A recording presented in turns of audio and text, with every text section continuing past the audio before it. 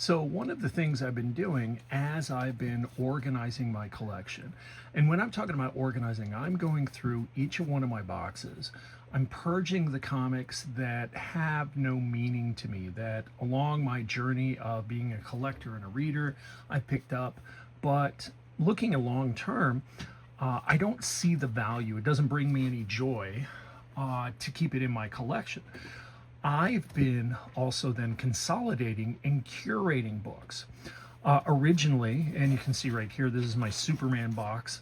I started out with just one Superman short box, but very quickly as I began to consolidate books that were related to the Man of Steel, I found that I needed to get a handle on how to organize a character as Superman. And I'm going to be honest, as I've gotten more into collecting, I have found that Superman is a character that stands out for me, but it's not one where I want to go through and I want to collect whole runs. I want to be very strategic and intentional about the books I collect. So what started out as one box quickly became two. So here you see both of the boxes. One I've cleared out. I think this one was originally a Green Lanterns plural box and some other space. Oh, this one's pretty cool. First Todd McFarlane letter in here. Most of the Man of Steel run by John Byrne. Anyway, I cleared out this box, liberated it from the contents before because I found that the run I had in there, this was Green Lanterns from the beginning of Rebirth.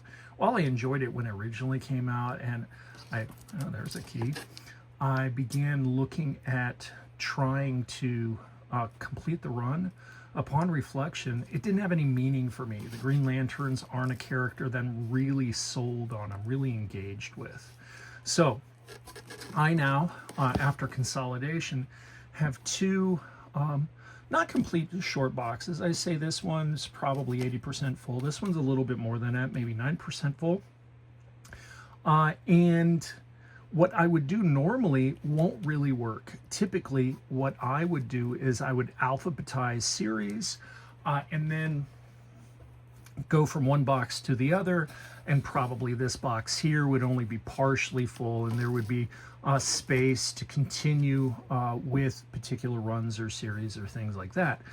The issue here, though, is I want to curate this and highlight certain aspects of my Superman collection, and then allow me to continue to build on that where I see fit.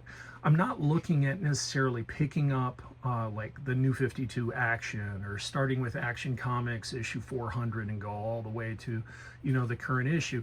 That doesn't mean anything to me like it might in my Batman books. So I need to be more intentional with this.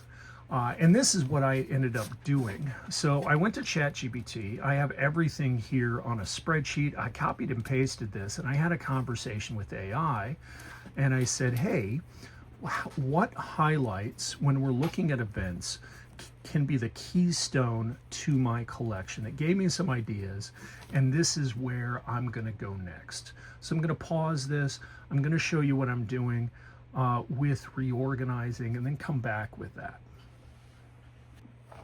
All right, so let's take a look at how these are organized. Now, it's interesting what ChatGPT recommended and then how I revised it and implemented it to make sense.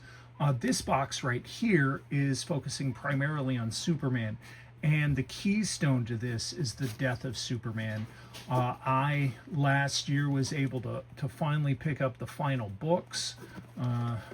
There's a big one. But I'm also putting in the 30th anniversary. This is, what is this? Oh, I'm drawing a blank on who did this cover. It'll come back to me. I'll put it right down below when I remember. So this is the keystone to this chronological run, the event that defined what happened afterwards or before. And then the books in front We have some volume 1, we have some early Superman's facsimile, and then we have some really early volume 1 stuff. Well, it's early for me, issue number 400. This is the first appearance of Kismet. I have 2 of these annuals, one a reader, one I want to grade once I get it pressed. And then going into volume 2, and then John Byrne's run on Man of Steel. Okay. Just succeeded by, that bothers me right there, I'll fix it later, by the Death of Superman. This tab right here, and these are the blind science tabs, labels. I've ordered one. This is going to be New 52, and so these are just new, or post Death of Superman books. I think I'm going to have 2 labels in here. We have an Action Comics. This is the Death of John Kent. And then we go into New 52 with Superman. This was the first appearance of Miss Dr. Oz, and then Superman Unchained. And then we have Tomasi and Gleason's run on Rebirth. And this is really what defined my entry point into collecting Superman. It wasn't Death of Superman, it was this run right here. It is fabulous. There was some Action Comics tie-ins, and then the run itself goes all the way through here with the Rebirth right here, and then behind it we have some Action Comics that succeeded. I think this was DC All In. This were tie-ins, gorgeous Aja covers for DCKO, and that kind of defines that. Over here, the beginning of this, and this is more focusing on Superman family and other tertiary characters. So we have the Doomsday tie-in, and then we have some crypto books, some books important for Supergirl, Kara. Here we have Superman, Superman Convergence, first appearance of John Kent as a baby, then as a little kid, and this is where Superman Unlimited, I'm going to pull this. I read these 2 issues, they were amazing. I went back, got all the issues prior to it at Half Price Books, and then I've subbed to it. It really isn't just a pure Superman title, it's more like a reinvention of Superman family, in my mind. We have Absolute Superman. That's not the same version of Kal-El, and so it didn't make any sense to put it over here. Definitely fits over here. We have some Art Germ covers. So we have Power Girl, and then this was the Art Germ Supergirl run from pre-COVID, right at the beginning of DC Rebirth. I think these are just gorgeous covers right here. I love the vintage cover. Let's see what else we got. That's a cool cover. I love the foil, spot foil covers. I think this was the cover that was considered with streak. Nah, I don't remember. We have some Jimmy Olsen books. Bizarro, really, even though it's titled Bizarro, it's really like Jimmy Olsen goes on a road trip with Bizarro.